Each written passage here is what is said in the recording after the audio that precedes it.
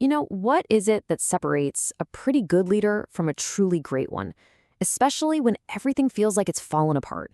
Well, we're going to dig into that today, using Doris Kearns Goodwin's incredible historical analysis as our guide. Okay, so let's just get right to the heart of it with that classic question. Are leaders born or are they made? Goodwin's work suggests the answer isn't that simple. In fact, it seems leadership is something that gets forged in the absolute toughest moments of a person's life. To really understand how these leaders are formed, we have to go back. We have to start at the very beginning and look at the raw ambition that first set them on their paths. We're going to be looking at 4 of the most important presidents in American history. And what's so wild is that their starting points could not be more different. This is not a story about one single, easy path to the top. I mean, look at this. You've got 2 complete extremes playing out.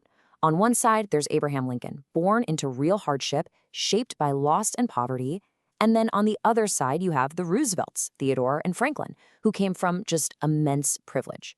It's a powerful reminder right from the get-go that there is no blueprint for ambition.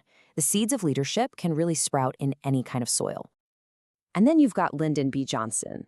What a character. Someone called him a steam engine in pants, and that's just perfect.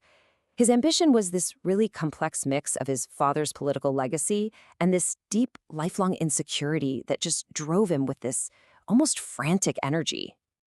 So, okay, we've got 4 ambitious guys on 4 totally different paths.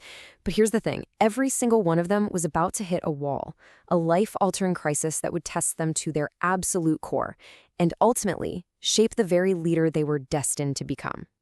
For Abraham Lincoln, that moment hit in the winter of 1840. He was facing a total professional and personal collapse. A big project he championed had failed, his reputation was in shreds, and to top it all off, he had just broken off his engagement to Mary Todd. The weight of it all just plunged him into this deep, dark depression. Just listen to his own words about it. "I am now the most miserable man living." He was absolutely convinced that he would either die from this despair or be forced to become a better man because of it. Now, Theodore Roosevelt's moment of crisis was just an unspeakable tragedy. It was Valentine's Day, 1884. He gets the news that his daughter has just been born. But then within hours, he would lose both his mother to typhoid fever and his wife to kidney disease in the same house on the very same day. His diary entry for that day is just a giant X and this one gut-wrenching sentence. This single event completely shattered his world. He actually abandoned politics and just fled to the Dakota Badlands to grieve and try to piece himself back together. And for Franklin Roosevelt, a guy who had pretty much sailed through life with charm and privilege, his crisis came when he was 39. He was diagnosed with poliomyelitis, an illness that left him paralyzed from the waist down. The energetic, vibrant man he had always been was just gone. But out of that agonizing struggle, a whole new philosophy was born. This quote right here, it perfectly captures that resilience, that willingness to experiment that would later define his presidency during the Great Depression. He learned firsthand that sometimes you just have to try something.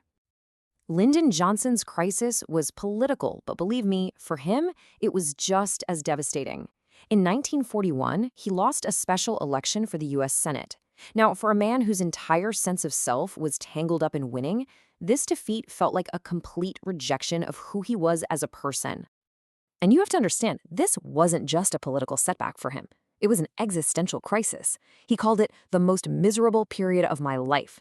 It was a moment that forced him to completely reevaluate the very nature of his own ambition. Okay, so each man hits rock bottom. The real question is, what happens next? Because each of them would somehow emerge from their personal hell, not broken, but remade. This is where we see leadership really being forged. Goodwin has this perfect metaphor for this process: a crucible. A crucible is a container, right? You use it to heat substances to incredibly high temperatures, melting them down to forge something totally new. And that is exactly what these crises did. They didn't just test these men. They fundamentally formed them. And what's so fascinating is how a specific kind of adversity forged a specific kind of strength. For Lincoln, his deep depression gave him this profound empathy for the suffering of others, which allowed him to transform a broken nation. Theodore Roosevelt's sudden, devastating loss forced him to build a personal resilience that he would later use to manage national crises. FDR's paralysis taught him patience and the need to experiment, the exact skills he needed to turn around a country stuck in the Great Depression. And for LBJ, that crushing political defeat sharpened his focus and his resolve, fueling the visionary ambition that would eventually pass landmark civil rights legislation. So, what's the big takeaway from these 4 incredible stories? What's the lesson for any of us who hope to lead, in any way, in our own turbulent times?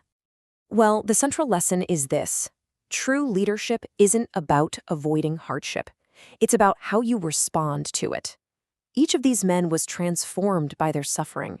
They came out the other side with a deeper well of empathy, a stronger sense of purpose, and the resilience to guide other people through their own trials. And it all comes back to that idea of ambition we started with. Remember this quote from a young Abraham Lincoln? His ordeal taught him that the highest ambition isn't really for power, but to be worthy of the trust of others, to serve a cause that's way bigger than yourself.